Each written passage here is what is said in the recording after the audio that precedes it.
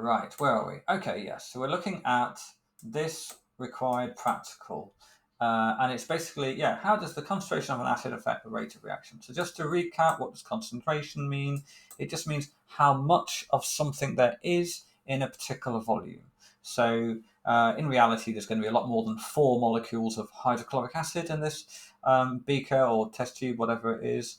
But it gives you an idea. There's a fewer amount in a lower concentration than there is in a higher concentration. And how would we expect that's going to affect the rate of reaction? Well, looking at the equation that we've got in this case, is the magnesium is reacting with the hydrochloric acid to produce this. Hydrogen gas is one of the most important parts of it because it's going to help us to measure the rate of reaction. The point is that for now we see that it's the magnesium reacting with the hydrochloric acid, not the water, of course. And so the more of these molecules that we have, the higher the more the reaction's going, the more quickly the reaction is going to happen. So we're expecting a higher concentration to produce a higher rate of reaction. So we wrote that up here. And as I said, it's because there's more hydrochloric acid molecules to react with, and so we're going to expect a higher rate of reaction. Okay, so that's what concentration means. Let's look at this setup briefly. What's happened is we have let's walk through the stages. Basically, we're putting the 50 centimeters cubed of that concentration of hydrochloric acid. We're not going to worry too much about what this means for now, but we will we will look at this in greater depth another time.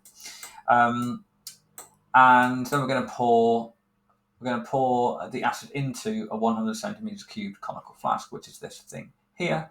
And it says we're going to fit the bung and delivery tube to the top of the flask. Okay.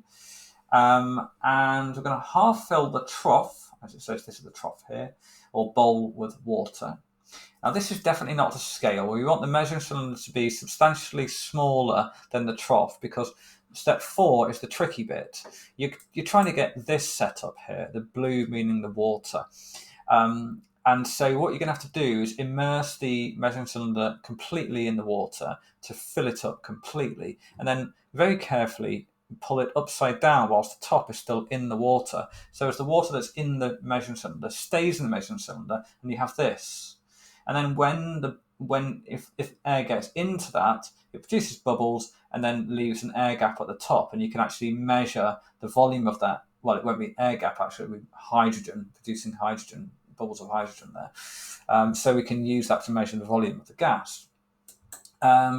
Confusingly, there's a magnesium ribbon in here, even though there's no mention of putting it in there, but that's because in step 5, that's when you put the magnesium ribbon in, 3 centimeters strip of magnesium ribbon.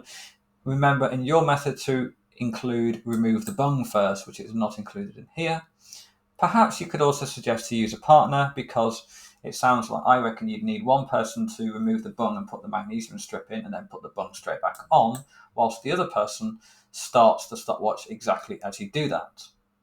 And you're recording the volume of the gas by looking at the measuring cylinder.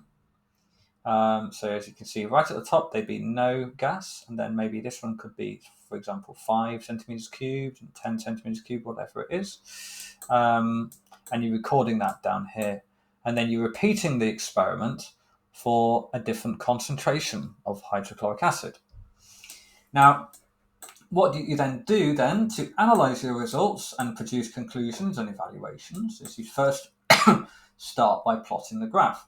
The left-hand column is usually going to be the x-axis, and that's the case in this one as well. So there's time along the bottom on the x-axis, and we seem to have 2 columns here. That's because we're going to have 2 lines. So the y-axis is going to be this bit here, the volume of the gas. So we're seeing how the volume of the gas changes over time.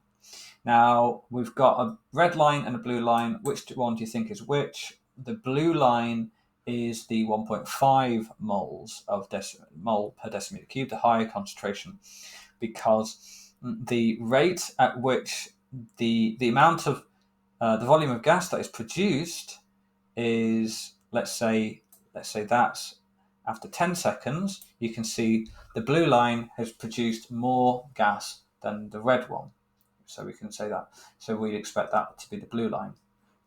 Now, depending on how long you do the experiment for, if you do it for long enough, they will flatten out in both cases, and they will flatten out sooner for the higher concentration because the reaction would run out.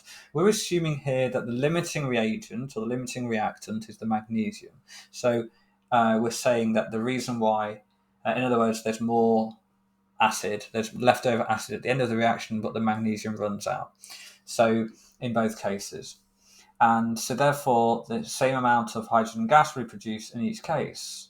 So you'd get them to flatten out, they would flatten out at the same height.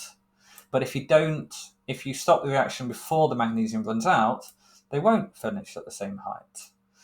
However, whatever you do, whether you finish over here or you finish somewhere here, you're going to see a steeper line like this for the higher concentration and a less steep line for the lower concentration. So use kinetic. Let's have a look at the other things. So I've talked about all that. Use a graph to compare the rates of reaction. I've just done that. Use kinetic theory to explain your findings. That's what all this bit means here, and what I've said in the yellow box there. And activity 2. All right, we haven't looked at activity 2. I won't include that in this video. So I'll stop the video and put it here.